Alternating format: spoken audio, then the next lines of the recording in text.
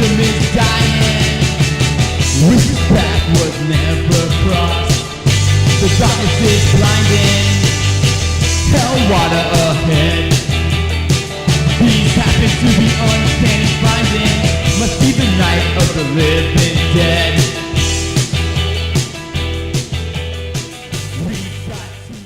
When I was walking down the street, like on a poster, and I was like, okay. Those posters were creepy as shit, weren't they? Yeah, it totally caught my eye because it was like so big, and then like you have like a bunch of like people wearing these crazy ass masks. And then when you showed up, you didn't expect somebody to actually be wearing the mask. Right? Yeah, I was like, oh wow. We picked up, or we heard about No Bunny when we were on tour. Actually, down in Florida, like in the Orlando area.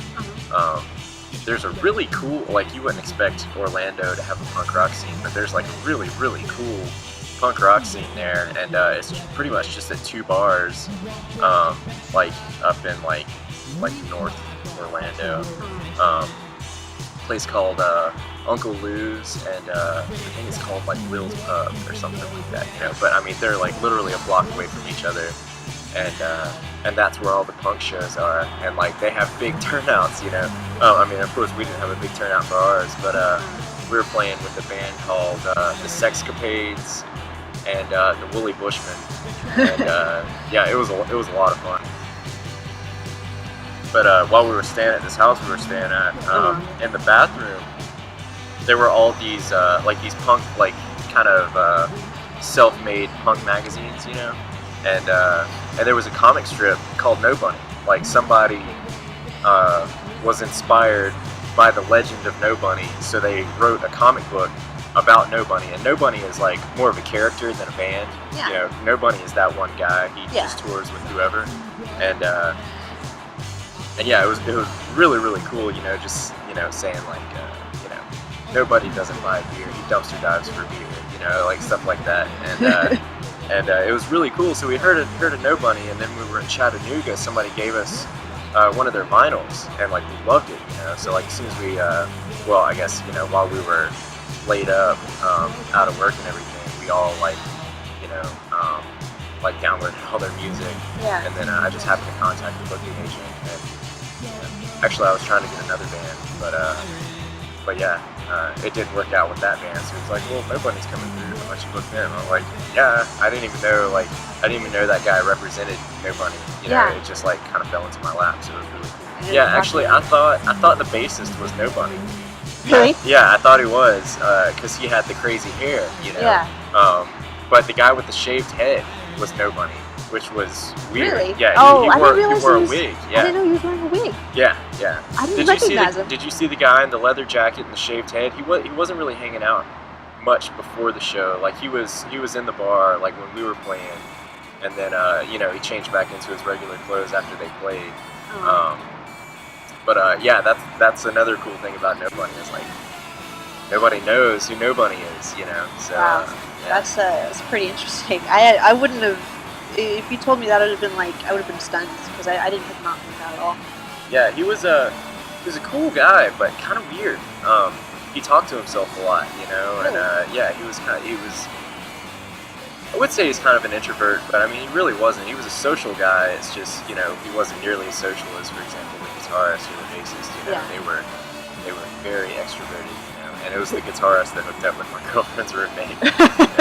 He seemed the type. Yeah, he was definitely a womanizer. But That's cool.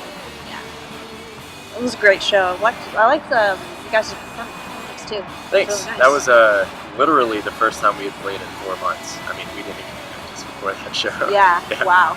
Yeah. So I mean, but we had been on the road playing the same music for 2 weeks straight. So I mean, it was still. I think we all kind of brushed up on our own, but it was all just like riding a bike. So the accident really laid you guys over on August 5th? It was August 1st. August 1st. Yeah. I mean, Jason was in the hospital for a day. I was in there for 3 days, and Scott was in for like a week and a half.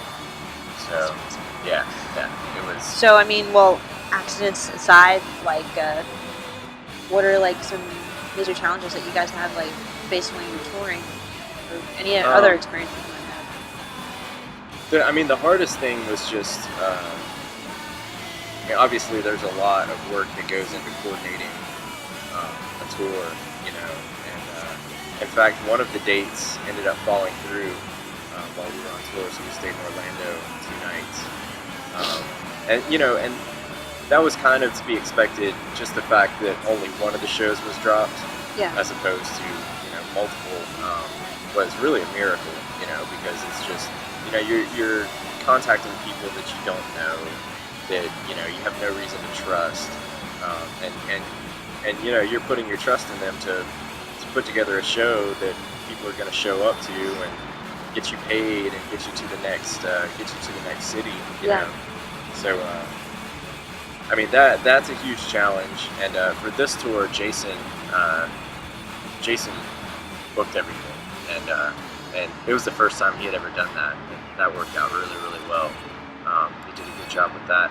But I mean, for me, the biggest challenge is you know, just saving up enough money to where you can not only, you know, take 2 weeks off of work, but also have enough money to, you know, survive.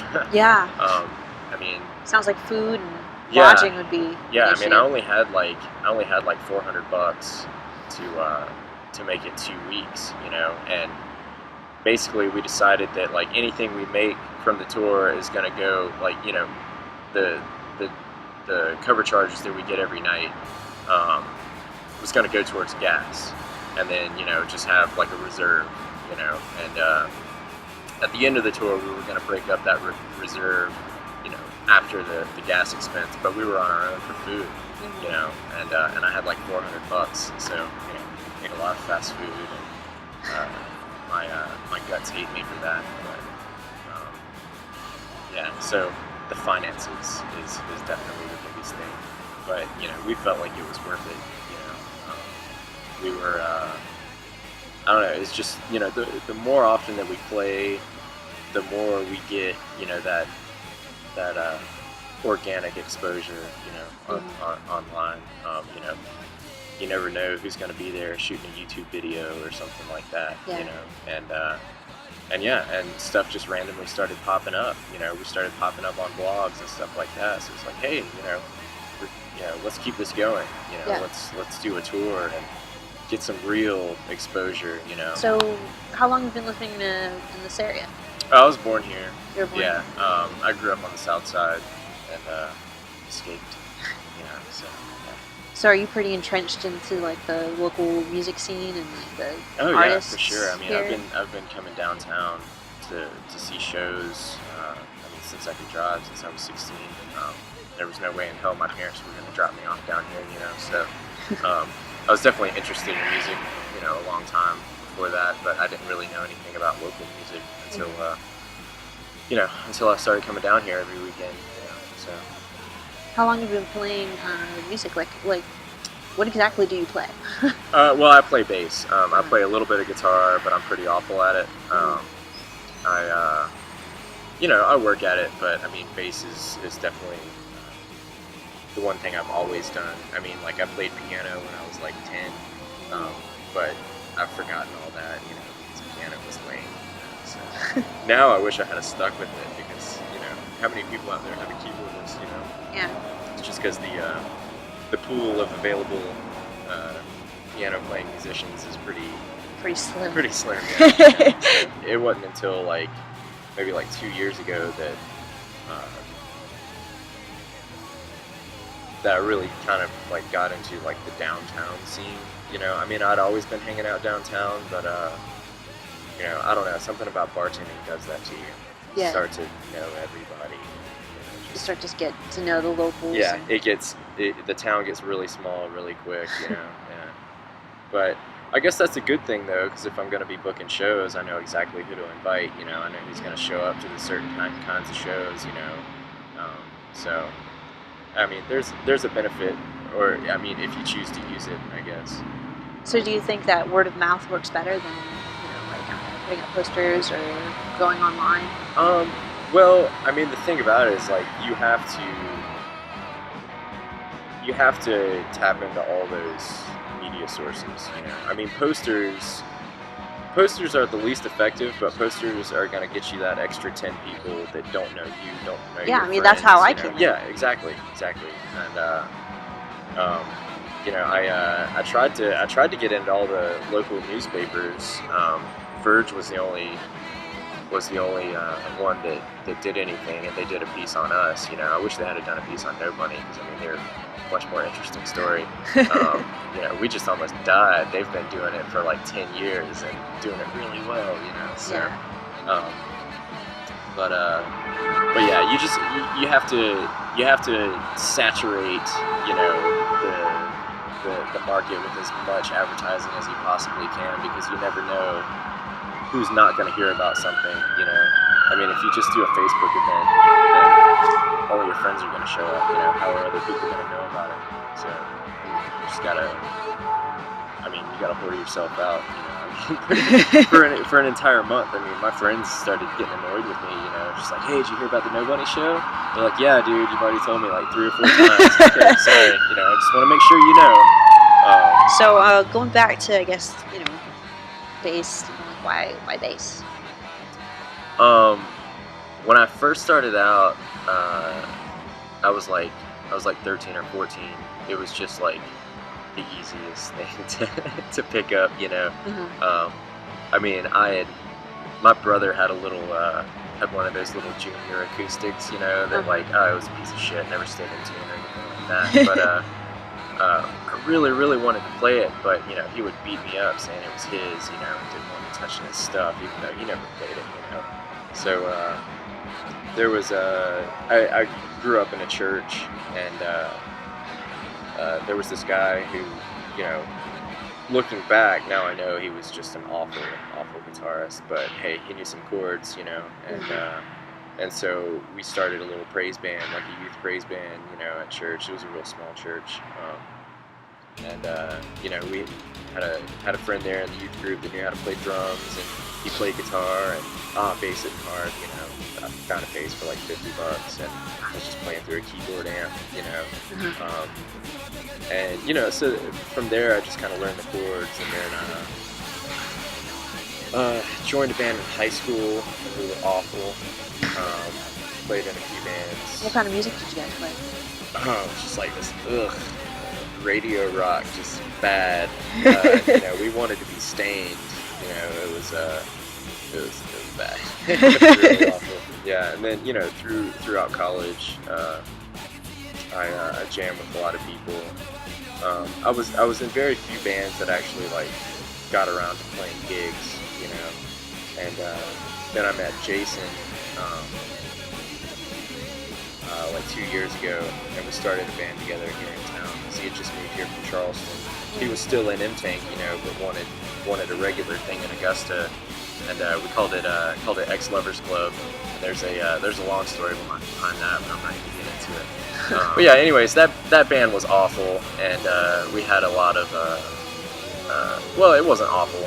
We had a drummer that decided he just wanted to get fucked up a lot more than practice, and we played a few shows, and it always ended up being really bad because the drummer couldn't keep the tempo, or couldn't remember the song that we were about to play,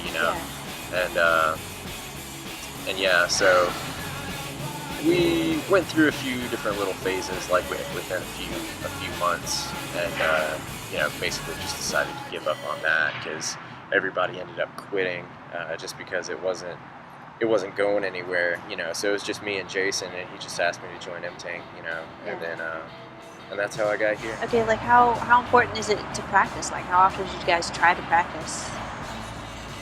Well, with Ex-Lovers Club, it was like we were trying to do it twice a week, because we were still in like the writing phase, you know, and did you guys like collaborate when you were doing? Like... Oh yeah, definitely.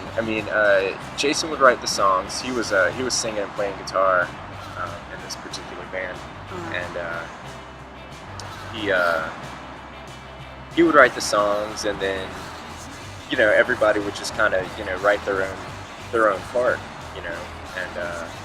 and keep practicing until it gets tighter and tighter and tighter, until you've got something that's worth showing somebody, but it rarely got to the point where it was good enough quality to show anybody, but we didn't give a shit. So we just, we would play anyways, and it would end up, I don't know. I mean, I wasn't very happy with that band just because, we were really flying by the seat of our pants, like we would write a song, get it halfway decent, and be like, all right, let's do it, and then,